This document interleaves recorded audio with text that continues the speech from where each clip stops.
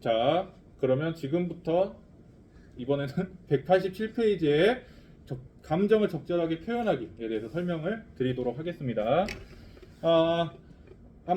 이 감정 표현은 이제 우리가 앞에서 설명했던 건 이제 듣기에 대한 설명이었다면, 이 감정 표현은 말하기에 대한 설명인데, 그 긍정적인 감정 같은 경우는 우리가 상대방에게 전달을 할 때 크게 문제가 되지 않지만, 여기서 187페이지에서 이야기하고 있는 감정이라고 하는 것은 주로 이제 부정적인 감정이 될 수 있겠죠. 우울감이나 또는 분노, 슬픔, 상대방에 대한 서운함, 이런 것들을 상대방에게 어떻게 자연스럽게 적절하게 표현할 수 있는지 그 방법에 대해서 설명을 드리도록 하겠습니다.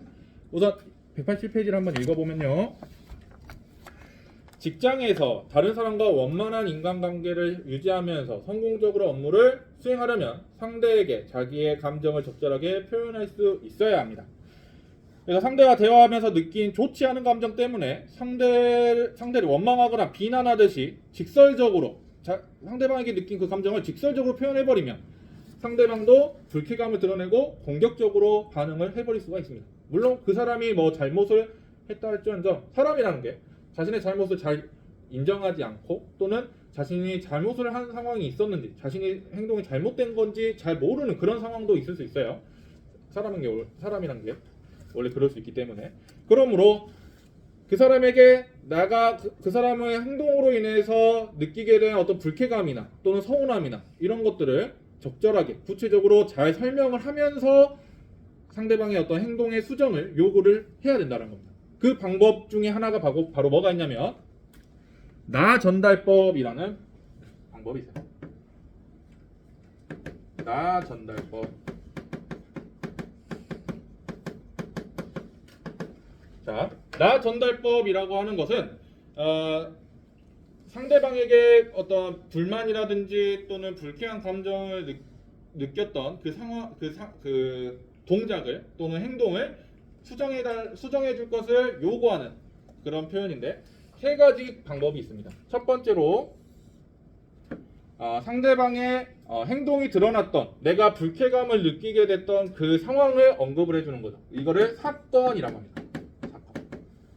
그래서 문제로 인식한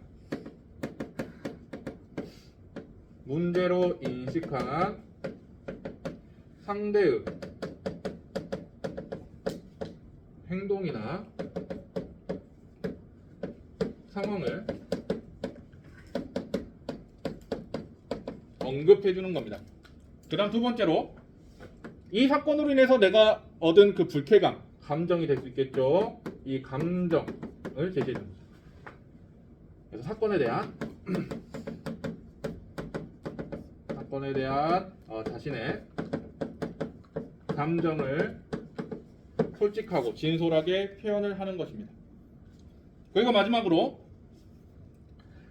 이것에 대한 상대방의 어떤 개선점을 요구를 이제 부탁을 하는 것이죠. 그게 이제 기대가 되겠습니다. 기대. 뭐에 대한 기대냐? 자신이 바라는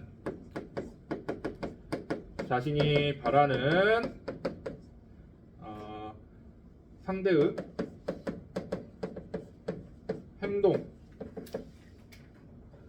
행동, 상황을 요구를 하는 것입니다. 구체적으로 무슨 말이냐? 이걸 이제 187페이지에 예시를 보면서 한번 설명을 드릴게요. 대화가 두 가지 상황이 나와 있는데요. 우선은 두 번째 대화부터 보겠습니다. 대화 2를 보면 서현 씨한테 이제 정아 씨가 가서 이야기를 하는 거죠. 아까 휴게실에서 나한테 했던 그 말이 무슨 뜻이야? 서현 씨는 항상 그런 식으로 말을 하더라. 엄청 직설적이고 상대의 잘못을 드러내놓고 지적을 하고 있죠. 이런 식으로 대화를 해버리면 서현 씨도 마찬가지로 불쾌감을 드러낼 수밖에 없게 되겠죠. 우선은 내가 지적을 받았으니까 자존심도 많이 상하게 되겠고, 그리고 서현 씨는 그 행동이 잘못되었는지 인식조차 못했을 수도 있어요. 그래서 서현 씨 입장에서는 갑자기 나한테 와서 화를 내버리는 그런 상황이 된 거기 때문에 갑자기 왜 그래? 갑자기 왜 화를 내고 그래? 이런 식으로 반응을 해버릴 수 있습니다. 그러므로 내가 어떤 상황에서 어떻게 느꼈는지를 잘 설명을 해야 돼요. 구체적으로 상대방에게. 그래야 상대방도 그 상황에서 제가 그렇게 느꼈었나 보구나. 충분히 그럴 수 있겠다라고 하면서 자기 자신을 되돌아보는 그런 태도를 갖추게 될 수도 있습니다. 그러면 이제 나 전달법을 활용해서 이야기를 한다고 하면 바로 대화 1의 상황이 바로 대표적인 예시가 되겠습니다. 첫 번째로 서현 씨 아까 휴게실에서 연습 안 했어라고 말했을 때 이게 뭐가 되겠어요? 나 전달법의 사건에 해당하는 부분이 되겠습니다. 그래서 그 감정을 느끼게 된 그 사건을 먼저 제시를 해주는 거야. 구체적으로.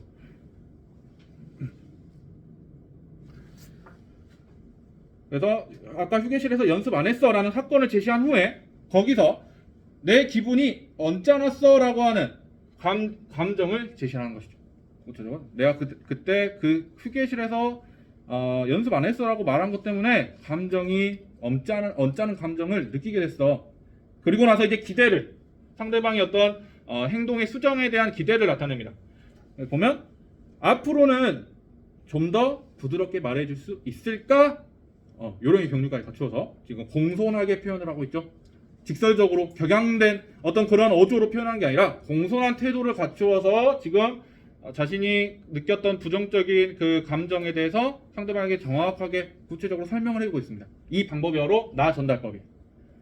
확연하게 느낌이 차이가 오죠. 그래서 이렇게 말을 했을 때 상대방은 내가 저 상황에서 나는 인식하지 못했지만 내가 저렇게 말한 거에 대해서 상대방은 충분히 기분 나빴을 수 있었겠구나.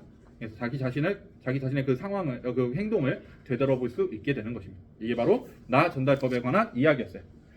그래서 한번 읽어보면 첫째, 감정을 느낀 당시의 상황이 어땠는지 구체적으로 말을 하는 것입니다. 어떠한 상황 때문에 자신이 부정적인 감정을 느끼게 되었는지 사실을 있는 그대로 표현해야 상대방도 문제가 된 상황을 정확하게 알 수 있어요. 그 다음, 대화 이에 정하씨처럼 당시 상황을 구체적으로 설명하지 않고 갑자기 상대방이 잘못된 그 행동만 지금 지적을 해버리고 있는 거잖아요. 그러다 보면 상대방은 인식을 못 할 수 있습니다. 지금 뭐 때문에 화를 내는 거지? 그죠? 그래서 구체적으로 상황을 설명하지 않고 감정만 앞세우면 상대방은 감정을 이해하기보다는 불쾌감을 먼저 느끼게 된다는 것이죠. 그 다음에 둘째, 나의 감정을 진솔하게 말한다라는 것입니다. 이게 감정 관계가 되겠습니다. 그래서 대화 일에 정하씨처럼 내 기분이 언짢았어 라고 말하면 정하씨가 어떤 감정을 느꼈는지 상대방이 명확하게 이해할 수 있게 되므로 좀 더 원활한 대화가 이루어질 수 있고 상대방에게도 불쾌감을 좀 덜하는 방향에서 나의 어떤 감정을 전달할 수 있게 되는 것입니다. 대화 이에 정하씨처럼 자신의 감정을 밝히지 않고 상대방의 잘못을 지적하면 오히려 더 큰 싸움이, 더 큰 갈등이 벌어질 수 있다는 것입니다. 그리고 마지막으로 셋째, 여기서는 교과서에서는 기대에 대한 이야기는 언급을 하고 있지 않은데 기대는 이게 상대방이 고쳐줬으면 하는 그 행동을 언급하는 것이고 여기 교과서에서 말하는 셋째는 전반적인 나 전달법을 사용하는 전반적인 과정에서 내가 지녀야 될 태도죠. 공손한 태도. 나 전달법을 사용을 하지만 엄청 격양된 목소리로 화를 내면서 이야기를 하면 이것도 마찬가지로 나 전달법의 어떤 진정한 효과를 얻을 수는 없게 되겠습니다. 그래서 이렇게 나 전달법을 사용할 때는 말하는 어조나 태도 이런 것들도 공손하게, 물론 불쾌한 감정을 느낀 상황에서 그게 힘들겠지만 그래도 감정을 컨트롤하고 감정을 좀 누그러뜨리고 어느 정도 기본적인 언어 예절이나 이런 것들을 지켜가면서 공손하게 이야기를 해주는 게 좋습니다.